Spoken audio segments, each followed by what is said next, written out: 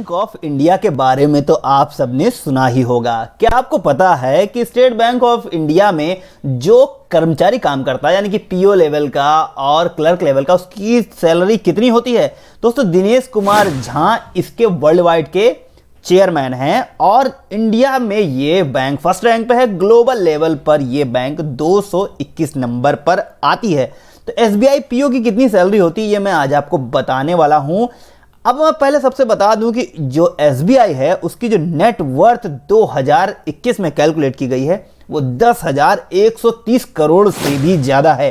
अपनी 58,555 से भी ज्यादा एटीएम की क्षमता के साथ और 22,141 से भी ज्यादा ब्रांचेस की क्षमता के साथ स्टेट बैंक ऑफ इंडिया काम करती है।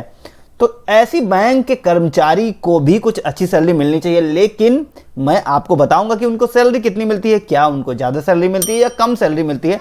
सारी जानकारी मैं आपको यहां पर वीडियो में देने वाला हूं, तो बने रहिए इस वीडियो में लास्ट तक। अब मैं सबसे पहले दिखा देता हूं स्टेट बैंक के पीओ की सैलरी स्लिप। देखिए, यहां पर मैंने डाउनलोड करके रखी है स्टेट बैंक के पीओ की सैलरी स्लिप। यहां पर मुझे मिली है, मैं इसको आपको दिखाना चाहता हूं। छोटा सा ओवरव्यू पहले मैं आपको दिखा देता हूं कि कितनी सैलरी मिलती है। स्टार्टिंग सैलरी की मैंने बात की, कुछ फिगर मैंने इसमें एडिट भी किए हैं क्योंकि ये सैलरी स्लिप एक साल इंक्रीमेंट वाले की थी। अभी ये क्या है कि मैंने इसको अप्रैल 2021 के हिसाब से ही सेट किया है क्योंकि एक साल का इंक्रीमेंट मैंने इसमें हटाया है। ये एक साल इंक्रीमेंट वाले मेरे एक फ्रेंड की थी। तो यहां पर बेसिक पे जो होता है 48,170 रुपए का बेसिक पे होता है। देखिए, यहां पर एम्प्लॉय नंबर लिखा रहेगा, नेम आपका लिखा रहेगा, पैन नंबर लिखा रहेगा, ब्रांच ऑफिस लिखा रहेगा, ज्वाइनिंग की डिटेल लिखी रहेगी, डेट ऑफ बर्थ और पीएफ इंडेक्स नंबर आपका लिखा रहेगा। 48,170 बेसिक पे होती है। डियरनेस अलाउंस लगभग इसका 22% स्टेट गवर्नमेंट के हिसाब से ही लगभग चलता है मोटा मोटा, तो 22% के हिसाब से आपका 9,624 रुपए 48,000 का आएगा।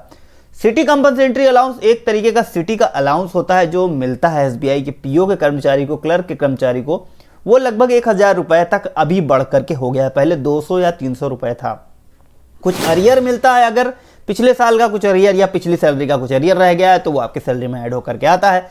मिसलेनियस पेमेंट के रूप में 1,000 रुपए फिक्स स्टाइपेंड फिक्स करके आपका मिसलेनियस पेमेंट के रूप में सैलरी में आता है। स्मार्ट कंपनसेशन पैकेज एक ये आपके पास ऑप्शन रहता है, आप इसे ऑप्ट कर सकते हैं, नहीं भी ऑप्ट कर सकते हैं। ये लगभग 11,000 रुपए मोटा मोटा आपको यहाँ पर लगभग में मिलता है। स्मार्ट कंपनसेशन पैकेज यानी कि एलटीसी एचटीसी के रूप में आपको लगभग 1,250 रुपए मिलते हैं और स्पेशल अलाउंस के रूप में 2,000 रुपए, 2,100 रुपए, 2,200 रुपए इस तरीके से हर मंथ मिलते हैं। तो टोटल जो अर्निंग हो जाती है, अर्निंग में आपको दिखा देता हूँ, 74,206 रुपए टोटल अर्निंग हो जाती है। ये सिर्फ और सिर्फ अर्निंग की मैं बात कर रहा हूं। इसमें कुछ डिडक्शंस भी होते हैं, जो डिडक्शंस होते हैं वो भी अच्छे खासे डिडक्शंस होते हैं। सबसे पहले मैं बता दूं कि यहां पर आपके पास ऑप्शन रहता है कि आप मंथली टैक्स देना चाहते हैं या फिर ईयरली टैक्स देना चाहते हैं, क्योंकि टैक्स तो इंडिया में काम करने वाले हर बंदे पर लगता है, चाहे वो बैंक में ही क्यों ना काम करता हो, चाहे वो कहीं पे भी, चाहे वो इनकम टैक्स ऑफिस में ही क्यों ना काम करता हो, तो उस पर टैक्स लगता है। तो टैक्स इसका आप मंथली दे सकते हैं, ईयरली भी दे सकते हैं। और प्रोविडेंट फंड एक चीज होती है, एम्प्लॉय का प्रोविडेंट फंड कटता है। इसमें एम्प्लॉय का लगभग 12% आपके एम्प्लॉय से कटता है और 12% ही जो एम्प्लॉयर है वो देता है। तो 12% 48,170 का 12% लगभग 5,298 रुपए होता है। इतना ही पैसा कंपनी भी इसमें कंट्रीब्यूट करती है और दोनों को मिला करके ये पीएफ अकाउंट में आपका चला जाता है। तो आपके सैलरी से सिर्फ इतना ही पैसा कटता है। प्रोफेशनल टैक्स के रूप में आपका 200 रुपए कटता है। ये इनकम टैक्स नहीं है, ये प्रोफेशनल टैक्स है। लगभग 200 रुपए आपका प्रोफेशनल टैक्स के रूप में कटता है। हाउस रेंट रिकवरी एक चीज होती है, इसमें हाउस रेंट का आपको पैसा मिलता है लगभग 12,000 रुपए या 15,000 रुपए आपके ग्रेड के अकॉर्डिंग मिलता है। वो चीज सैलरी में ऐड होकर के नहीं आती है, वो आपका अलग से आती है। उसी हाउस का रेंट का ये रिकवरी होता है 200 रुपए या 232 रुपए, ये 250 रुपए से 250 रुपए से ज्यादा नहीं होता है किसी भी कीमत पर। क्रेडिट सब्सक्रिप्शन सब्सक्रिप्शन ये आपका होता है एक चीज, इसको आप चाहते हैं तो आप यहां पर इसको सब्सक्राइब कर सकते हैं, नहीं भी सब्सक्राइब कर सकते हैं, ये आपके पास ऑप्शनल होता है। यूनियन एसोसिएशन मेंबरशिप भी आपके पास ऑप्शनल होती है। अब यहाँ पर आप लेना चाहते हैं तो ले सकते हैं, या नहीं लेना चाहते हैं तो नहीं ले सकते हैं। अगर लेंगे कुछ पैसे कटते हैं उससे, नहीं लेंगे तो आपका कुछ भी पैसा उससे नहीं कटेगा। पेंशन जो होता है, पेंशन कंट्रीब्यूटरी पेंशन, एक अलग से एसबीआई का कंट्रीब्यूटरी पेंशन फंड है। ये एनपीएस नहीं है, ओल्ड पीएस भी नहीं है, ये अलग से है कंट्रीब्यूटरी पेंशन फंड, जिसमें लगभग 5,027 रुपये ये बेसिक के अकॉर्डिंग होता है आपका। बेसिक के अकॉर्डिंग लगभग 11% या 10% इस तरीके से, 11%, 11.5% ये बेसिक के अकॉर्डिंग होता है और वो कंट्रीब्यूटरी पेंशन फंड में जाता है। और पेंशन फंड में जाने के लिए ये फंड है, फंड लिखना चाहिए, यहाँ पर फंड लिख गया है, मिसप्रिंट है। तो कंट्रीब्यूटरी पेंशन फंड में जाता है और लगभग ये पैसा आपका, ये चीज़ आपका पेंशन के लिए चला जाता है।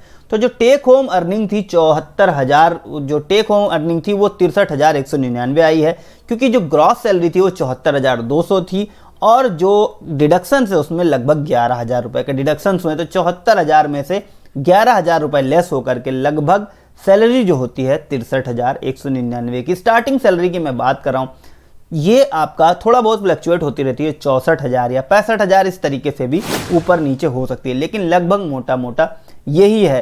तो ये पे स्लिप थी, मैं आपके साथ शेयर करना चाहता था। पे स्लिप की सारी जानकारी मैंने दी है। एसबीआई के पीओ की इतनी सैलरी होती है, इस तरीके से काम करते हैं और कितना काम करते हैं आप देखते ही हैं। अगर आपको ये वीडियो अच्छा लगा है तो वीडियो पे कमेंट करके हमें ज़रूर बताइएगा। इस चैनल को सब्सक्राइब कर दीजिए। इसी तरीके की अच्छी जानकारी के लिए इस वीडियो को लाइक कर दीजिए। दोस्तों के साथ इस जानकारी को अभी शेयर कर दीजिए।